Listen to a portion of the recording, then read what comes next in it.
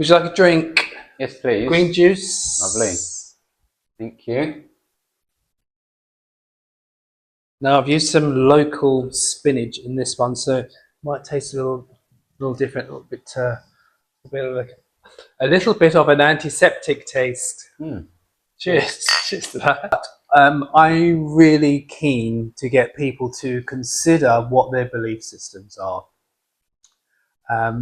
because it's the lens through which we experience our world from our belief systems.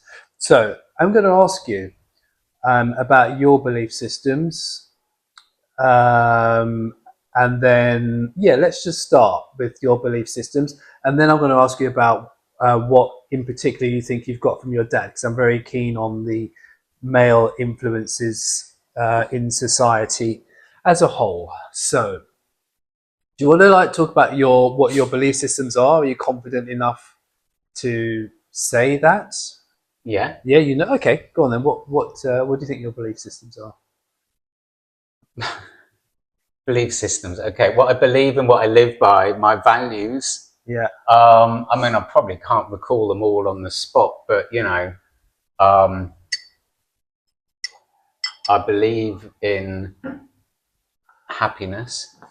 Yeah. I believe now, this stage in my life, that success is happiness.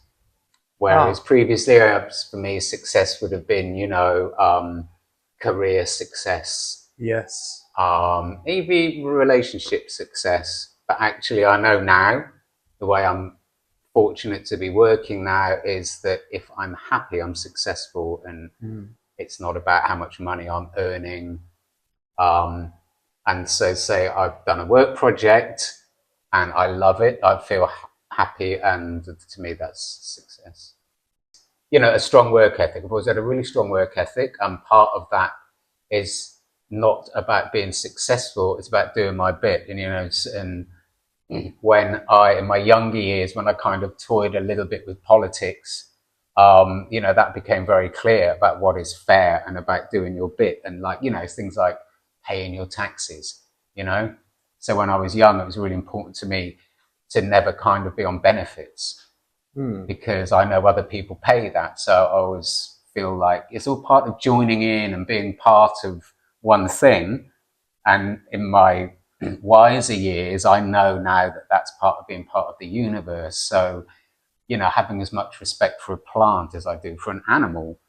So if we were to talk about the father figure specifically and the influences of the father, so this probably may not be as relevant to you now, because it may well be that you've changed your outlooks on life throughout the years. But do you feel like there was anything maybe growing up that you can now look back and say that wasn't actually me, that was kind of like the picture that my father presented to me of what it is to be a man? Not really. No. Because I don't remember, and I think my memory is correct, that I never really got that strong influence from my father. He was, his work kept him away a few nights a week, pretty much every week. So it was, my mum's influence. There's very little. I mean, what did I get from my father? I mean, I'm a bit of a clown. I like to entertain people. Right. Definitely got that from him. Right. Yeah. But honestly, I can't really think of anything else. What it is to be a man, anything like that. I just don't remember anything like that, in our household. And it wasn't like our household was, very right on for the time, and it was about being a human. But no, I didn't really get any messages like that. Right. I suppose, without it being pushed on me, I was quite clear that DIY is a good thing, doing it yourself. I remember Dad putting up shelves, things like that. And what about any lasting memories? Because I know your dad's no longer with us. Do you have any lasting memories of him? Any childhood memories? Anything that stays with you?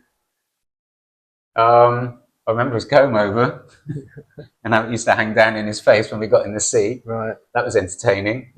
Right. I remember him taking us out, and we had a little boat, tiny little dinghy boat with a tiny engine on it. We used to potter up and down the river in Devon sometimes, not Devon, Dorset.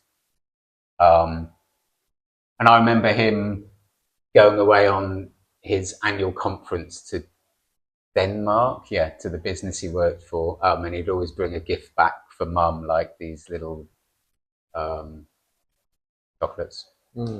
So it sounds like there's a lot of him going away or being away. Yeah.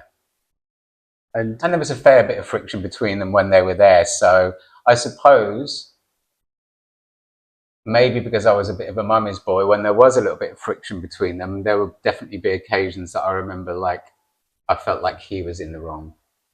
But that's probably just because I was a mummy's boy. So what kind of impact do you think him being away might have had on you?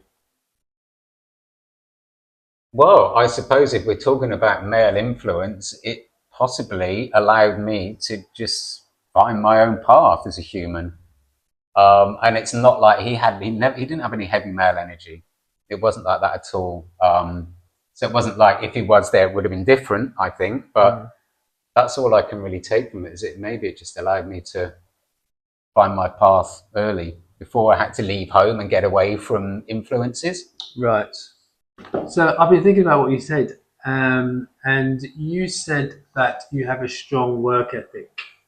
Do you have any idea where that came from? Well, I think growing up, it was never a strong message, but I think growing up, it was like you finish school and you go to work. That's what I've always known. People didn't go to university much then at all. And maybe because I found something that I loved straight away, it never felt like work. So earlier on, you talked about how you used to measure success with your work and your relationships. So I'm wondering how your dad's influence might have impacted how you evaluated relationships.